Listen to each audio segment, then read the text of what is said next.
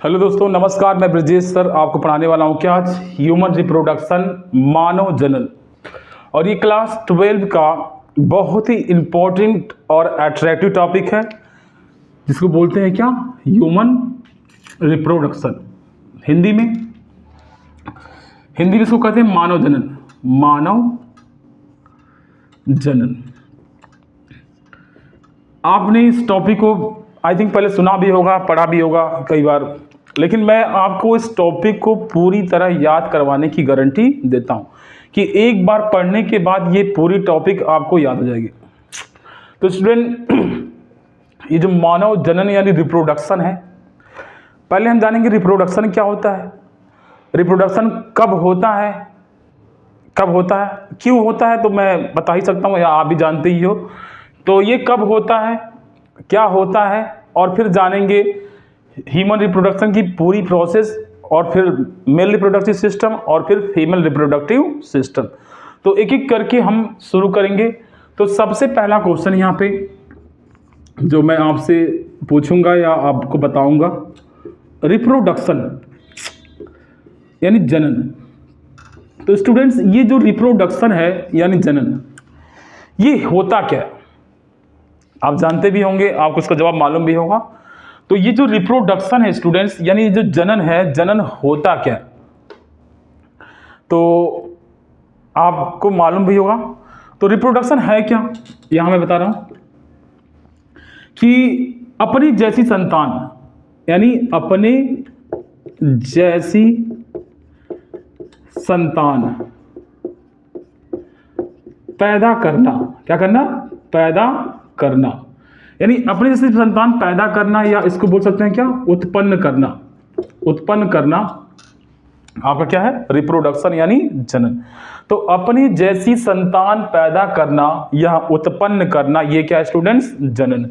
या मैं इसको इंग्लिश में भी लिख सकता हूं, टू रिप्रोड्यूस यंग वन, या स्टूडेंट्स को प्रोजीनी बोल सकते हैं, प्रोजीनी। यानी सर अपने जैसी संतान पैदा करना या उत्पन्न करना आपका क्या है, रिप्रोडक्शन। जैसे मैं इंसान हूं, तो मैं जो इंसान हूं, तो बच्चा जो पैदा होगा इंसान की तरह पैदा होगा, ना तो वो शेर की तरह पैदा हो जाएगा, ना तो एलिफेंट की तरह पैदा होगा। जैसे कई लोग कहते हैं मेरा बेटा शेर है, वो शेर की तरह नहीं हो सकता। हाँ, वो उसका जो जिगरा है, उसका जो दिल है, वो शेर की तरह हो सकता है, लेकिन वह शेर की तरह नहीं सकता है।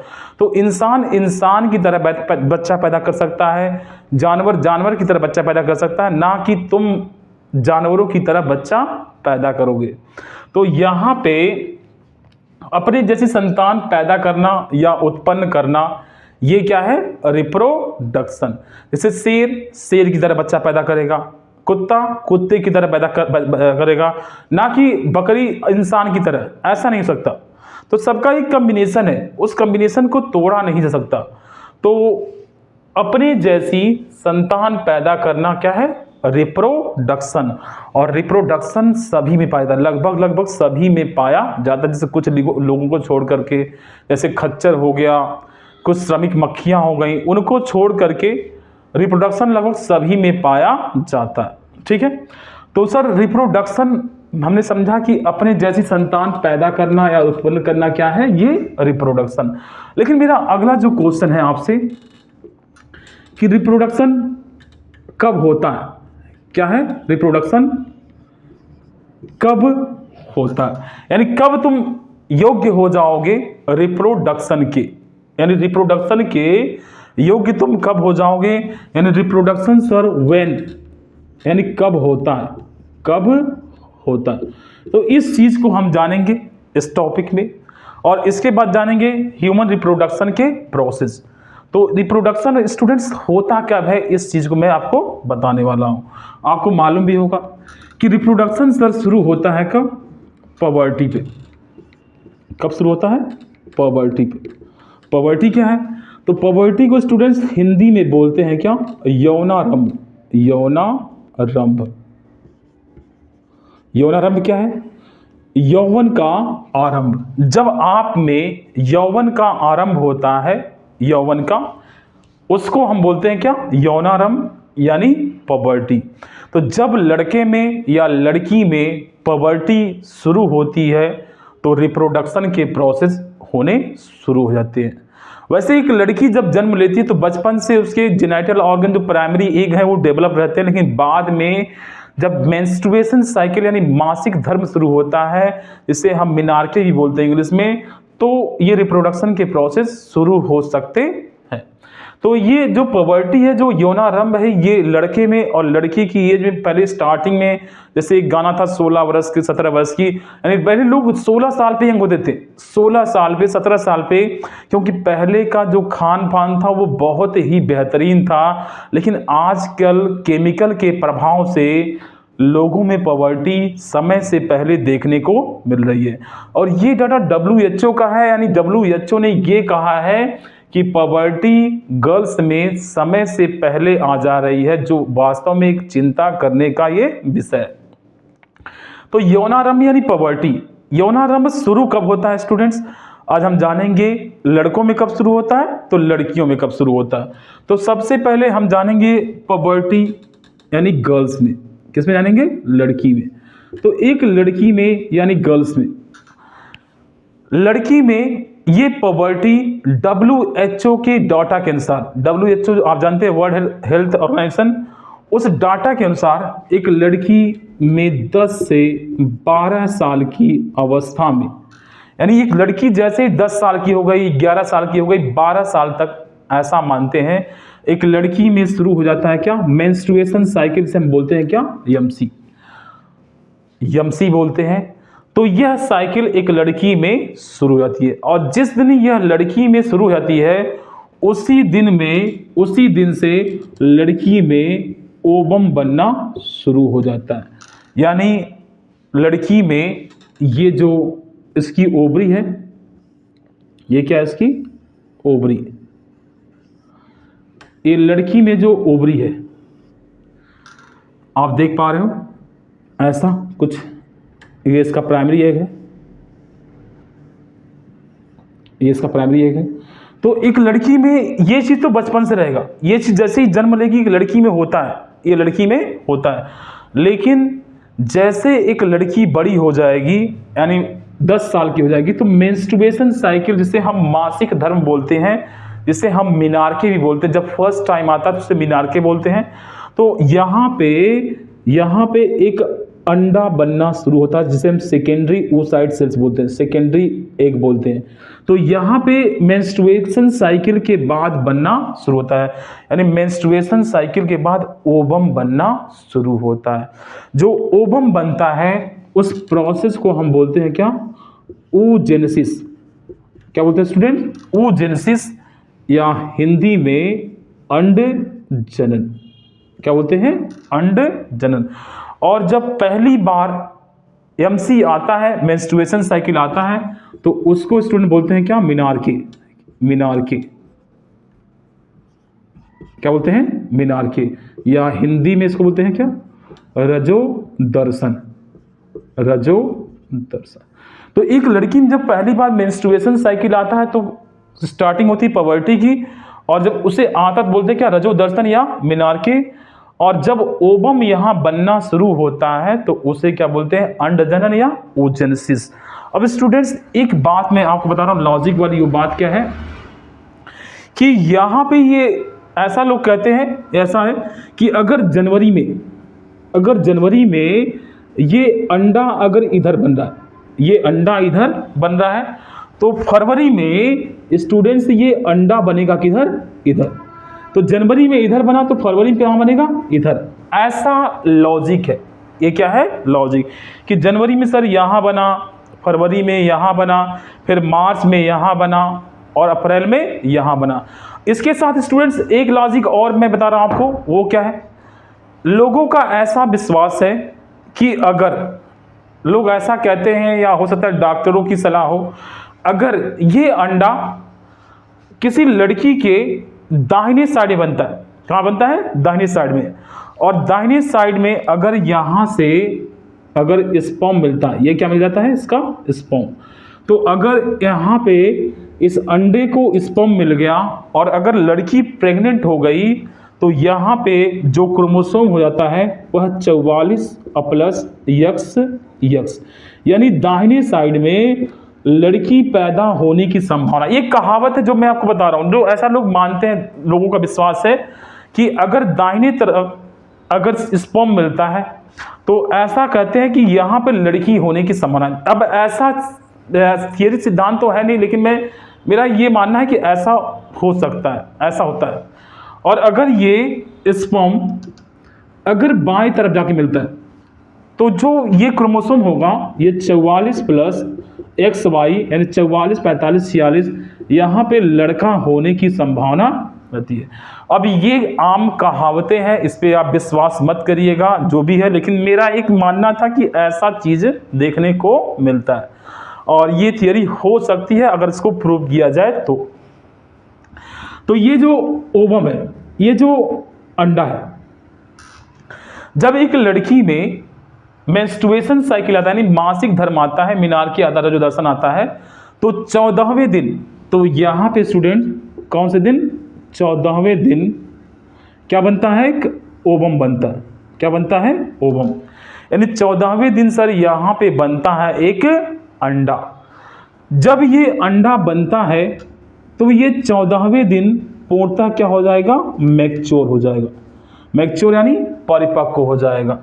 उसके बाद ये अंडा 36 से 72 घंटे, कितने घंटे, 36 से 72 घंटे स्पर्म का वेट करेगा, यानी शुक्राणु का वेट करेगा।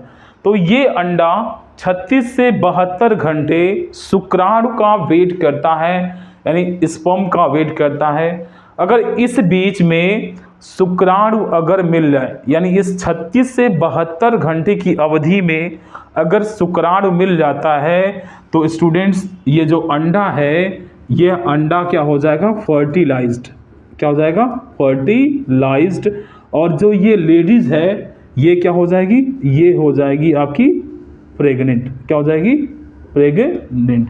तो अगर 36 से 72 घंटे की अवधि में, यानी 14वें, 15वें, 16वें दिन अगर अंडे से शुक्राणु मिलता है, क्या मिलता है, शुक्राणु, तो वह लेडी क्या हो जाएगी, उस लेडी का अंडा फर्टिलाइज हो जाएगा, यानी वह लेडीज प्रेग्नेंट हो सकती है।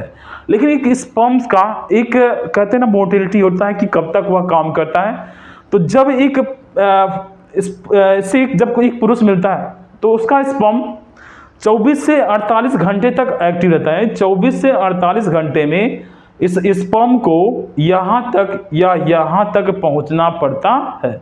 और एक बार में स्टूडेंट्स, जब एक बार में यहाँ पे जो कोपुलेशन होता है, जो फर्टिलाइजेशन होता है, लगभग एक बार में 30 करोड़ शुक्राणु अंदर प्रवेश करते हैं। यानी मैं कह सकता हूँ कि सर एक बार में लगभग 30 करोड़ क्या स्पर्म, यानी जब एक पुरुष संभोग करता है तो एक बार में 30 करोड़ शुक्राणु स्पर्म एक लड़की के गर्भाशय में एंट्री लेते हैं। और उस 30 करोड़ शुक्राणु में, जिसे आप देख पा रहे हो, इकलौते आप ही विजेता हो।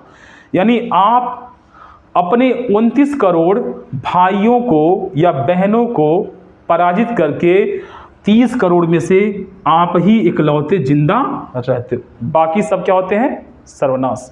तो 30 करोड़ शुक्राणुओं में से एक शुक्राणु इस अंडे को भेद पाता है, इस अंडे को पार कर पाता है, बाकी शुक्राणुओं की क्या हो जाती है, मौत। बेचारा अशोक छुट्टे में बदनाम था, 99 भाइयों की हत्या कर दी। आप सोचो आपने अपने कितने भाइयों की हत्या करी, 30 करोड़ शुक्राणुओं की आपने क्या कर दी, हत्या कर दी। और उसके बाद आप क्या निकल गए, आप एक विजेता निकल गए। तो 30 करोड़ शुक्राणुओं में से एक शुक्राणु कहाँ पहुँचता है, अंडे के पास, जिसके बाद आपकी जिंदगी आगे चलती है। ठीक है। अब ये इसके बाद क्या होता है, जब एक लेडीज प्रेग्नेंट हो जाती है तो उसके बाद आप में क्या होता है, फर्टिलाइजेशन हो गया, जाइगोट बनेगा। जाइगोट के बाद क्या होगा, क्लीवेज होगा, इम्प्लांटेशन होगा, फिर बच्चे क्या होगा, लास्ट में आपका जेस्टेशन पीरियड जो 270 दिन का होता है, यानी 9 महीने का, और लास्ट में क्या हो जाएगा, प्रसव हो जाएगा। तो 30 करोड़ शुक्राणुओं के बाद यह लेडीज प्रेग्नेंट होगी एक शुक्राणु से, और ये प्रोसेस आगे चलेगा। तो यौनारंभ हमने लड़कियों में देखा कि 10 साल में, 10 से 12 साल में एक लड़कियों में मेंस्ट्रुएशन साइकिल शुरू होता है, और मेंस्ट्रुएशन साइकिल जब पहली बार आता है उसको मिनार्के बोलते हैं, मिनार्के बोलते हैं। और ये कब तक चलता है, ये चलता है 45 से 50 साल तक, 45 से 50 साल तक। जो 45 से 50 साल तक चलता है उसको क्या बोलते हैं, उसको इंग्लिश में बोलते हैं क्या, मीनोपॉज, मीनोपॉज, और हिंदी में बोलते हैं क्या, रजोनिवृत्ति, रजोनिवृत्ति। यानी 45 से 50 साल तक यहाँ पे जो मेंस्ट्रुएशन साइकिल है वह बंद हो जाता है। और ऐसे करके एक लड़की अपने जीवन काल में अगर यहाँ से देखें तो 10 से 12 साल में हर महीने एक अंडा देती है, हर महीने एक अंडा बन रहा है, तो 12 महीने में 12 अंडा, और अगर 12 साल से ऐड करा जाए 45 साल तक, तो लगभग मेरे ख्याल से एक लेडीज अपने जीवन काल में टोटल 40 बच्चों को जन्म दे सकती है, 40 बच्चों को जन्म दे सकती है। आप ऐड देखिएगा आपको बताएगा। जैसे एक साल में एक बच्चा, तो 45 साल तक 40 से हो जाएगा, 40 से या 36 साल हो जाएगा, तो 36 से 40 साल में एक महिला 40 बच्चों को जन्म दे सकती है। यहाँ से अगर स्टार्ट करें 50 साल तक या 45 साल तक। लेकिन एक पुरुष हमेशा जवान रहता है, एक पुरुष जिंदगी भर बच्चा पैदा कर सकता है। तो स्टूडेंट्स ये 40 बच्चों को जन्म दे सकती है, यानी मेनोपॉज तक, यानी मिनार्के से मेनोपॉज तक 40 बच्चों को जन्म दे सकती है। जैसे कि आपने उसका नाम सुना होगा, शाहजहां की औरत का, वह अपने जब 14वें बच्चे को जन्म दे रही थी, इसका नाम जहां आरा था, तो 14वें बच्चे को जन्म देने के कारण उसको प्रसव पीड़ा हुआ, और प्रसव पीड़ा में अत्यधिक खून निकलने से उसकी क्या हो गई, मौत हो गई। तो आप इन 40 बच्चों को मत देखिएगा, ठीक है ना। ये 40 बच्चे आप नहीं पैदा कर सकते क्योंकि आप राजा महाराजा नहीं हो, आप एक आम इंसान हो। तो आप इस प्रोसेस को समझ चुके हैं। अब एक चीज़ और जानने लायक है इसमें कि यौनारंभ गर्ल्स में शुरू 10 से 12 साल में, मेंस्ट्रुएशन साइकिल आया, मिनार्के बोलते हैं, रजोदर्शन बोलते हैं, समाप्त हुआ, मेनोपॉज बोलते हैं। जब यहाँ पे अंडा बनता है, क्या बनता है, अंड बनता है, अंड बनता है, तो उस क्रिया को हम बोलते हैं क्या, अंड जनन, यानी oogenesis। क्या बोलते हैं, oogenesis। और ये बाकी चीजें मैंने बताया जो आप इसको देख लीजिएगा। अब oogenesis को हम एक नाम से और जान सकते हैं क्या, गैमेटोजेनेसिस। क्या जान सकते हैं, oogenesis को एक नाम से और जान सकते हैं क्या, वो क्या है, गैमेटोजेनेसिस, हिंदी में युग्मक जनन, युग्मक जनन। तो लड़कियों में अंडा बनने की प्रक्रिया को oogenesis बोल सकते हैं, या युग्मक जनन या गैमेटोजेनेसिस हम बोल सकते हैं। तो ये तो लड़कियों में हो गया। लेकिन वही बात अगर एक लड़के की जाए कि लड़के में सर ये जो यौनारंभ है या पवर्टी है ये कब शुरू होता है, तो मैं इसको बताता हूँ।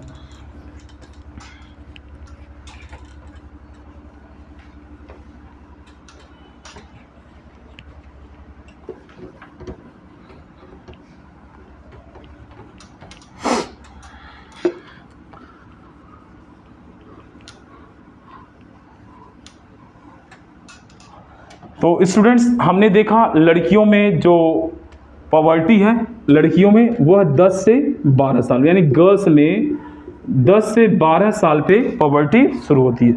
तो वहीं अगर हम बॉय की बात करें, यानी एक लड़के की बात करें, एक लड़के की, तो लड़कों में ये पॉवर्टी यानी यौनारंभ कब शुरू होता है। तो एक लड़के में यह आयु लड़कियों से थोड़ा ज़्यादा है, यानी लड़कियों के बाद यंग होते हैं। तो यह आयु है कब सी, 12 से 14 साल। यानी एक लड़का 12 से 14 साल में क्या होता है, यंग होता है। यानी लड़कियों के बाद लड़के यंग होते हैं। और जैसे ही एक लड़के में 12 से 14 साल में यंग होने के प्रोसेस शुरू होते हैं, तो इसमें क्या बनता है सर? इसमें बनता है क्या? स्पर्म। कहाँ बनता है? लड़कों के टेस्टिस में, यानी वृषण में। तो जो स्पर्म बनता है इस प्रोसेस को बोलते हैं क्या? स्पर्मेटोजेनेसिस।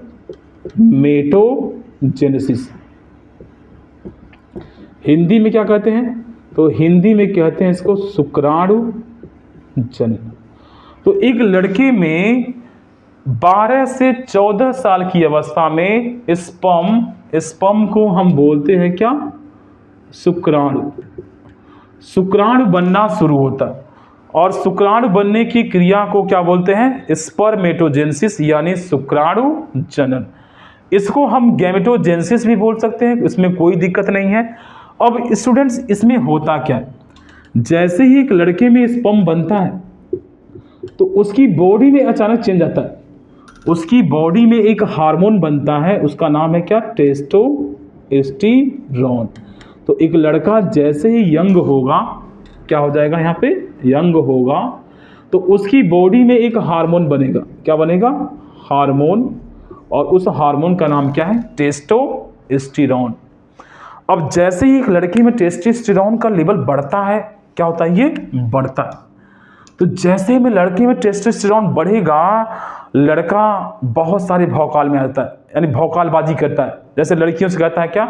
मैं तुम्हारे लिए चांद तारे तोड़ के लाऊंगा, मैं तुम्हारे लिए पेड़ से कटहल तोड़ के लाऊंगा, मैं तुम्हारे लिए मकान से कूद जाऊंगा, छत से कूद जाऊंगा, मैं तुम्हारे लिए भीड़ से लड़ जाऊंगा।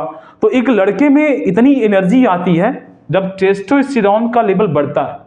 जब लड़के में टेस्टोस्टेरोन का लेवल बढ़ता है तो लड़के में इतनी एनर्जी आती है कि वह 100 लोगों से अकेला लड़ सकता है, भले ना जीते, लेकिन इतनी ताकत, इतनी एनर्जी आती है। अगर वह इसे सही डायरेक्शन में लगाए, यानी अगर वो इससे आईएएस बनना चाहे तो इससे आईएएस ही बन सकता है, लेकिन अगर डी फॉर डाइवर्ट होना चाहे तो टेस्टोस्टेरोन उसे डाइवर्ट भी कर देगा, क्योंकि गलत असर से वह क्या हो जाएगा? बर्बाद हो जाएगा। तो टेस्टोस्टेरोन बना भी सकता है, बिगाड़ सकता है। अगर यहाँ पे ये बॉडी बिल्डिंग शुरू कर दे तो बॉडी बिल्डिंग करके अच्छी खासी बॉडी बना सकता है। यानी टेस्टोस्टेरोन इतनी कमाल का है कि लड़कों में बहुत सारी एनर्जी पैदा करता है, लड़कों की लाइफस्टाइल को ये चेंज कर सकता है। जब ये लेवल बढ़ेगा तो लड़कों में क्या होते हैं? तो लड़कों में दाढ़ी मूंछों का विकास होता है, यानी दाढ़ी मूंछ बढ़ जाएंगे, उनके कंधे चौड़े हो जाएंगे। क्या हो जाएंगे? कंधे चौड़े जाएंगे। तो जब एक लड़के में दाढ़ी मूंछ का विकास हो तो सोच लेना उसमें क्या बढ़ रहा है? टेस्टोस्टेरोन बढ़ रहा है और स्पर्मेटोजेनेसिस यानी शुक्राणु जनन शुरू हो गया।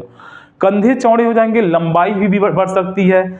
तो टेस्टोस्टेरोन बच्चे, ये स्टूडेंट्स करता क्या है?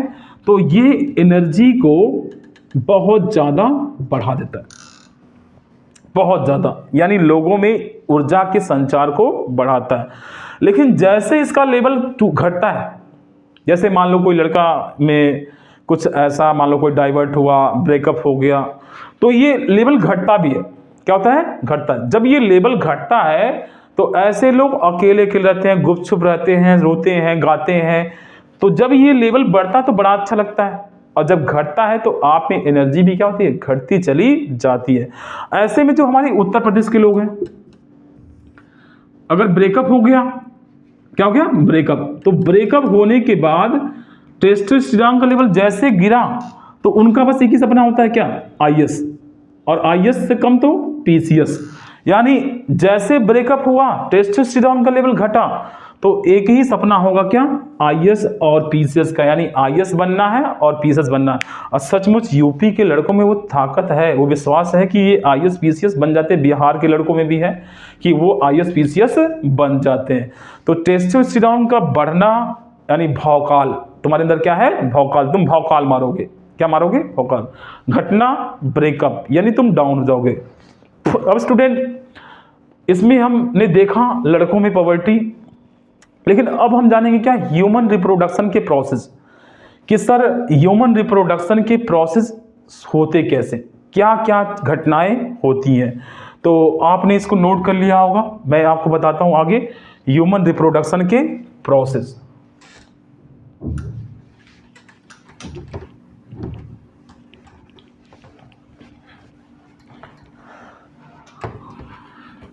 तो सबसे पहले स्टूडेंट्स आपको यहां लिखना होगा मानव जनन की प्रक्रिया। आपको जानना होगा कि ह्यूमन रिप्रोडक्शन की प्रक्रिया में क्या क्या घटनाएं होती हैं, क्योंकि अगर आप उसको जान लेते हो तो पूरा चैप्टर आपके लिए कहानी की तरह बन जाएगा, आप उसे याद कर लोगे। तो ह्यूमन रिप्रोडक्शन के हम क्या पढ़ने वाले हैं यहाँ पे? प्रोसेस। क्या पढ़ने वाले हैं? प्रोसेस। तो कौन कौन से प्रोसेस हैं? तो सबसे पहला यहां प्रोसेस है क्या? गैमेटोजेनेसिस। इसको बोलते हैं क्या स्टूडेंट्स? युग्मक जनन। तो जो सबसे पहली क्रिया है वह क्या है? गैमेटोजेनेसिस। गैमेटोजेनेसिस लड़कों में भी होता है, लड़कियों में, यानी युग्मक का निर्माण, युग्मकों का निर्माण लड़कों में भी होता है और लड़कियों में भी होता है। अब गैमेटोजेनेसिस के बाद क्या होगा सर? अब आप धीरे धीरे बड़े हो गए, 12 साल के लड़के हो गए, लड़कियां 10 से ऊपर हो गई। तो जैसे ही गैमेटोजेनेसिस शुरू हुआ तो आपके पापा आपकी शादी खोजते हैं। क्या खोजते हैं? शादी। पहले के जमाने में शादियां हो जाती थी, लेकिन अब के जमाने में नहीं होती हैं। तो सबसे पहले गैमेटोजेनेसिस होता है। अब गैमेटोजेनेसिस के बाद एक सुंदर सी लड़की देखते हैं आपके लिए। ये सुंदर सी लड़की मैं बना दे रहा हूं यहाँ पे, बहुत सी सुंदर। इसके बाल देखो कितने खूबसूरत हैं। ये लड़की वास्तव में देखो कितनी खूबसूरत है। ये लड़की खूबसूरत है ना? तो ये सुंदर सी लड़की आपके पापा आपके लिए खोजेंगे, जो आपको पसंद है तो आप ही कर लो शादी इससे। गैमेटोजेनेसिस के बच्चे ये लड़की है, देख लो। लड़के भी लड़कियां खोजते हैं यहाँ पे। इसके बाद शादी हो गई। तो शादी होने के बाद a close contact between male and female genital organ. तो शादी होने के बाद आप जानते हैं क्या होता है? A close contact between male and female genital organ, यानी नर और मादा आपस में संभोग करते हैं। तो उस संभोग में क्या होता है सर? इंसेमिनेशन।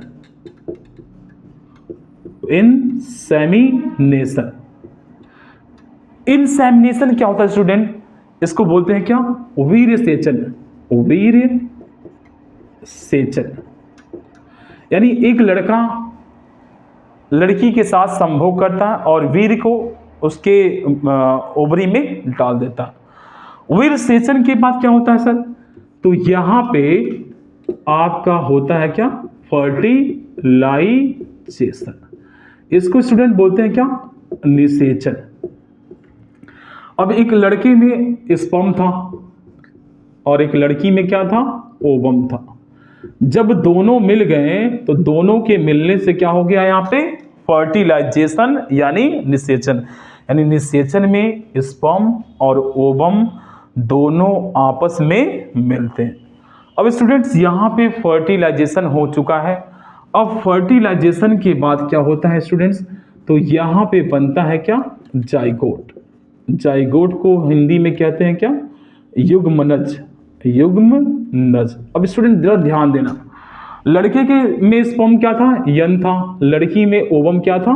यन था। तो यहां एक यन यहां और एक यन यहां, दोनों आपस में मिल गए। कितने हो गए? यहां पे 2 यन। यानी यहां पे ये दोनों क्या हो गए? डिप्लॉयड यानी दुगुणित हो गए, द्विगुणित। तो जाइगोट बन गया। अब स्टूडेंट जो ये जाइगोट बना है, यहां ध्यान दो, ये जो लेडीज है, इस लेडीज के गर्भाशय में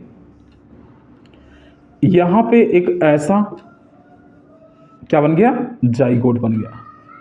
ये क्या है सर? जाइगोट। अब जाइगोट बन गया है, ठीक है ना?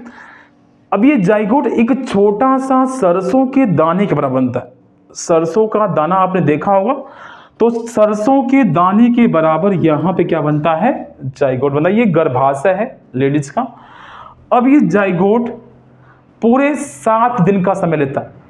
7 दिन में इसको गुजरना पड़ता है किससे? क्लीवेज से। किससे? क्लीवेज से। क्लीवेज को बोलते हैं क्या? विदलन। तो इसमें 3 क्रियाएं होती हैं। क्लीवेज में 3 क्रिया होती है। कौन कौन सी? तो इसमें स्टूडेंट्स होता है क्या क्या? तो क्लीवेज में होता है आपका मारुला, दूसरा क्या होता है ब्लास्टुला, और तीसरा स्टूडेंट्स जो होता है उसको बोलते हैं क्या गैस्ट्रुला। अब ये सर मारुला, ब्लास्टुला, गैस्ट्रुला यानी यम बी जी। क्लीवेज में ये 3 क्रिया होती हैं, विदलन में 3 क्रिया होती है। कौन कौन सी? मारुला, ब्लास्टुला, गैस्ट्रुला। ये 7 दिन में, कितने दिन में? 7 दिन में ये छोटा सा सरसों का दाना जो महिला के गर्भाशय के पेल्विस हिस्से में, पेल्विस माने कमर के नीचे वाला जो हिस्सा उसको बोलते हैं पेल्विस में, ये छोटा सा दाना 7 दिनों में इस एम्पुला से, इसको बोलते हैं क्या एम्पुला, इसको बोलते हैं क्या उठे हुए भाग को जहां पे ये अंडा है इसको क्या बोलते हैं एम्पुला, एम्पुला। इस एम्पुला और इसको बोलते हैं क्या इस्थमस, क्या बोलते हैं इस्थमस। तो यहां से इसको गुजरना पड़ता है, कहां से? यहां से गुजरना पड़ता है, एम्पुला से आगे की ओर बढ़ना पड़ता है। तो 7 दिनों में ये मारुला, ब्लास्टुला और गैस्ट्रुला से डिवीजन करेगा और अपनी संख्या को क्या करेगा बढ़ाएगा। तो यहां से इसकी संख्या बढ़ेगी और ये भागेगा कहां? इधर की ओर। कहां भागेगा? इधर की ओर। जब इधर की ओर बढ़ेगा तो इसे गुजरना पड़ेगा कहां से? इस्थमस से। अब आपने सुना होगा स्टार्टिंग में बहुत लोग की ये दिक्कतें होती है कि वो मां नहीं बन पाती हैं, मां नहीं बन पाती हैं। तो ऐसे में करना क्या होता है? तो लोग बताते हैं कि डॉक्टर लोग बताते हैं कि ये जो ओबी डक्ट वाला हिस्सा है, ओबी डक्ट में क्या है? गांठ है। ये गांठ एक्चुअली है क्या? ये जो इस्थमस वाला पार्ट है, इस्थमस वाला पार्ट देख पा रहे हैं, ये वाला हिस्सा, यहां पे ये जो रास्ता है, मान लो ये रास्ता है, ये रास्ता दब जाता है। जब ये रास्ता दब जाएगा तो क्या यहाँ पे इस्थमस जा पाएगा? क्या यहाँ पे स्पर्म जा पाएगा? नहीं जा पाएगा ना। यानी ये रास्ता है तो रास्ते में ऐसे दब गए तो रास्ते से स्पर्म जा पाएगा? नहीं जा पाएगा। और ना ही अगर स्पर्म बाई चांस अगर चला भी गया तो मान लो बाई चांस ये जो सेल है यम बीजी मारुला ब्लास्टा गैस्ट्रुला के बाद जो यहाँ बड़ा सा सेल बन रहा है, क्या ये रास्ते से यहाँ से बाहर निकल पाएगा? तो ऐसे में जब बाहर नहीं निकल पाता तो डॉक्टर लोग कहते हैं कि यहाँ गांठ पड़ गया, इस गांठ को काटना पड़ेगा, ऑपरेशन करना पड़ेगा।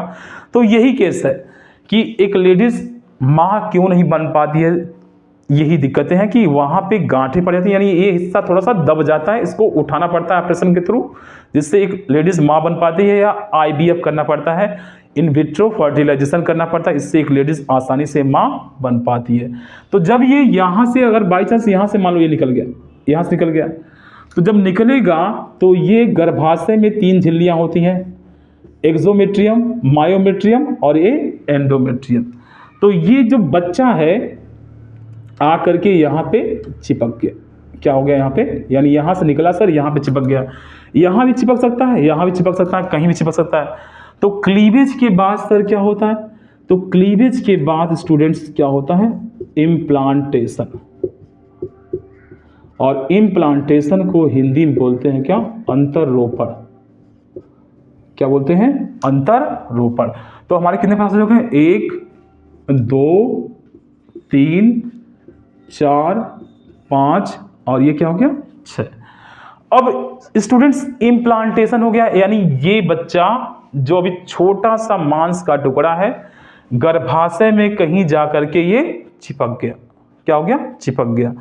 अब सर जब चिपक गया है तो धीरे धीरे क्या होगा? प्लेसेंटा का फॉर्मेशन होगा। ये बच्चा क्या होगा? धीरे धीरे बढ़ेगा, अब इसकी ग्रोथ होगी। तो ये बच्चा यहाँ पे क्या होगा स्टूडेंट्स? यहाँ पे ये बढ़ेगा, ये देख पा रहे हो, यहाँ पे ये बढ़ेगा। तो ऐसे में ये बच्चा ये थोड़ा सा प्यारा सा है, नन्हा सा है, बहुत ही प्यारा क्यूट सा है। देखो हंस रहा है, ये अभी से हंस रहा है ना।